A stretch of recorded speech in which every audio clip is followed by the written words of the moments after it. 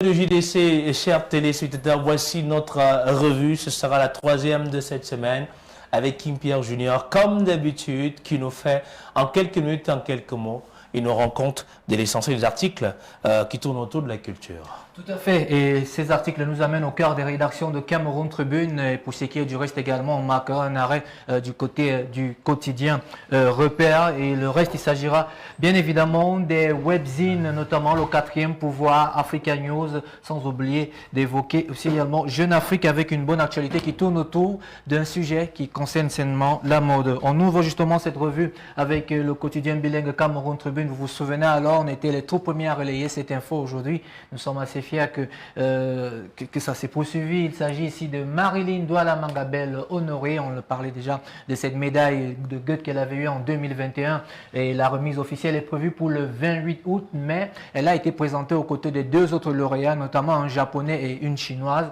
lors d'une conférence virtuelle le 13 juillet dernier, c'est-à-dire hier. Et lors de cette conférence, on a tenu à féliciter cette lauréate et c'est d'ailleurs cet article porte la signature de Sonia Umbudo. Lauréate a été présentée au cours d'une conférence de presse organisée par vidéoconférence en prélude à la remise officielle prévue le 28 août prochain. C'est vrai que les organisateurs se posaient la question de savoir si d'ici le 28 août, les mesures vont pouvoir permettre à ce que la princesse puisse y rendre. Nous-mêmes, on est en train de croiser les doigts. Mais avant ça, la conférence est bien tenue et vous pouvez également avoir le feedback de toute l'intégralité de cette conférence. On ne va pas quitter l'article, j'ai quand même agrandi la deuxième partie de cet article pour vous que je trouve bon, puisque ici c'est vrai que c'est un peu flotté tellement j'ai zoomé dessus. Elle insiste ici en disant qu'il faut toujours y croire et tout comme moi et comme le reste, elle pense que tout dépend de la culture pour pouvoir trouver des moyens aujourd'hui dans le secteur des arts et de la culture. Et vous le savez, elle est à la tête d'une maison d'art qui se trouve du côté de Douala, qui porte justement le nom de Douala Arts. Une fois de plus encore, gratulure, comme on le dit en langue de Goethe, à la princesse Douala Marimang que je vous présente d'ailleurs ici en photo. Elle ne passe pas inaperçue avec son coiffure et son look. Et je vous avais déjà présenté l'un de ses ouvrages ici. Je crois que demain, je vais revenir avec pour pouvoir l'accompagner jusqu'au 28 août lors de sa remise officielle. On reste toujours dans Cameroun Tribune et cette fois-ci, on va aller retrouver une autre danseuse qui, notamment, a décidé de présenter la femme sur une autre manière de faire justement. Elle porte le nom de Agathe Jokam qui plaide pour la femme. Sa particularité notamment dans ses présentations, c'est de montrer la femme sur tous ses tabous, notamment les menstruations et l'anatomie de la femme. C'est la deuxième partie de cet article que vous pouvez retrouver notamment dans les colonnes de Cameroun Tribune et intitulé Danse.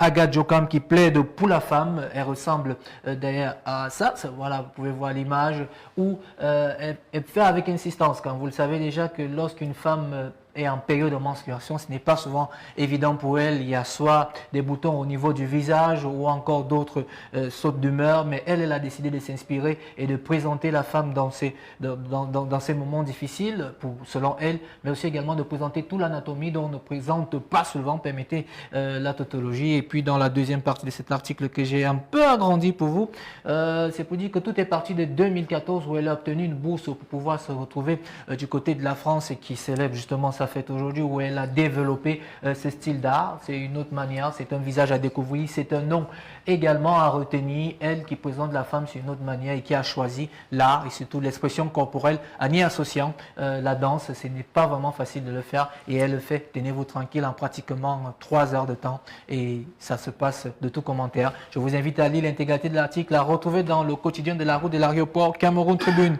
On va quitter la presse publique pour retrouver la presse privée et c'est avec le quotidien Repère de Feu Richard Touna. Ah non, j'allais oublier ça, pardon, j'allais oublier ça.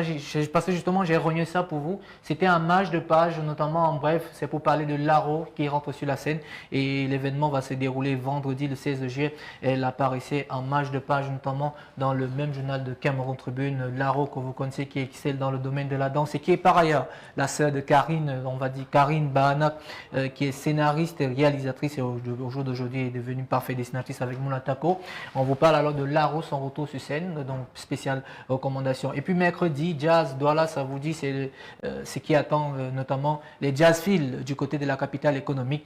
C'est à retrouver dans les colonnes de Cameroun Tribune que vous pouvez également avoir le lieu et l'heure, 19h. Je crois que dans pratiquement 30 à 35 minutes, la soirée va commencer de ce côté. Allez, pour cette fois-ci, c'est la bonne. On va aller retrouver Repère, le journal de feu Richard Touna, le MINAC et le FECOM s'unissent pour la promotion de la littérature, pour promouvoir la littérature. Je crois que c'est un bon papier que je recommande premièrement à CXL qui excelle dans le domaine de la littérature, et surtout Fabrice Beloc qui a signé cet article nous fait comprendre alors à l'intro de son papier, booster la lecture et la production littéraire pendant 3 ans. Le Cameroun, c'est l'objectif de ce protocole qui a été signé entre le ministère des Arts et de la Culture et le FECOM. Je crois que c'est un papier que je vais recommander à Paul qui n'aime pas beaucoup la lecture, pour savoir qu'il y a beaucoup de propositions qu'on donne de ce côté. Le Musée national a abrité le 8 juillet dernier la cérémonie de signature de protocole d'accord entre le ministère des Arts et de la Culture et le Fonds spécial d'équipement et d'intervention communale, en abrégé FECOM. L'intégralité du papier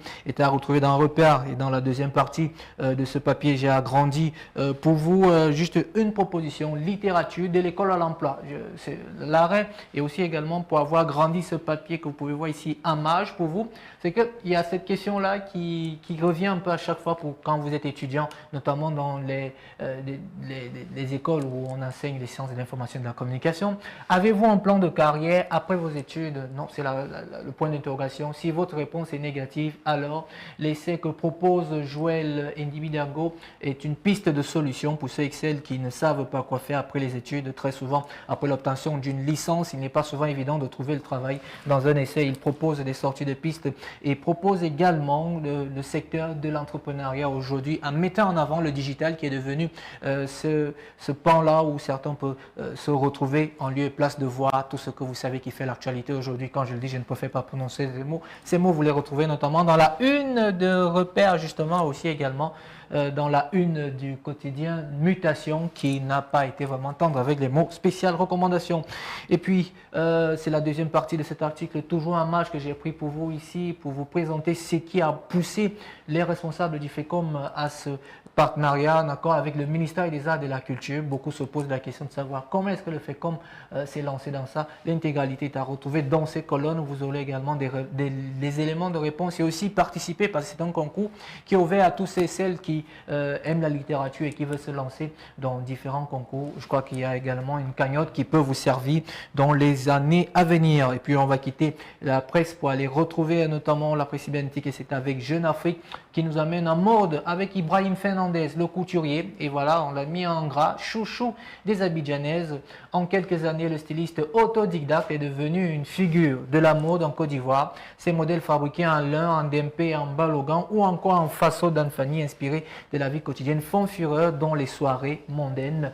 Il y a bien ces propos. Le styliste autodidacte est devenu une figure de la mode, lorsqu'on sait que également Iman a ici parlé aussi également d'avoir été autodidacte. Je crois que généralement tout le monde s'inspire déjà en deuxième partie de cet article que les confrères de Jeune Afrique nous proposent. Vous allez quand même avoir quelques images des gens qu'il a eu habillés. Vous pouvez d'ailleurs voir une célèbre émission qui se tient à Live TV où c'est lui qui habille non seulement les invités, les chroniqueurs, le présentateur et les présentatrices. Bon, dans ce cadre, on va parler des présentatrices substantifs féminins. Je crois qu'avec ça également, nous on lance un appel. C'est l'occasion ici de lancer l'appel. Pourquoi pas habiller Serving, ça fera du bien de le voir en boubou, en lieu et place des polos qu'il aime très bien aborder. Et je vous invite à non seulement à découvrir cet artiste qui s'est retrouvé dans ce domaine, passion par hasard, et c'est depuis 2013 et qu'il est devenu le chouchou de tous ceux et celles qui essaient dans ce domaine, les collections naissent de mes émotions ou des choix de mettre en avant un tissu particulier. Et cela tombe bien puisqu'il s'agit ici du tissu africain. On quitte justement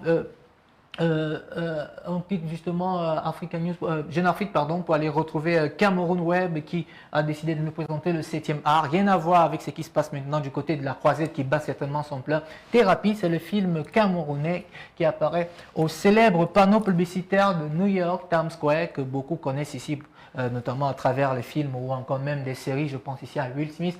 Le film Thérapie, déjà sur Netflix, a affiché sur le célèbre panneau publicitaire. J'ai un peu rogné ici pour vous. C'est vrai que l'image était pixelisée, d'où je ne l'ai pas agrandi. Le célèbre panneau publicitaire de New York Times Square, c'est également une fierté nationale. Le cinéma est porté très haut sur le sol américain. Le premier film camerounais est le premier film africain d'apparaître sur le panneau publicitaire du New York Times Square, Manhattan, une fierté selon les amoureux du film qui trouvent que le cinéma du Cameroun s'achemine vers de grands succès.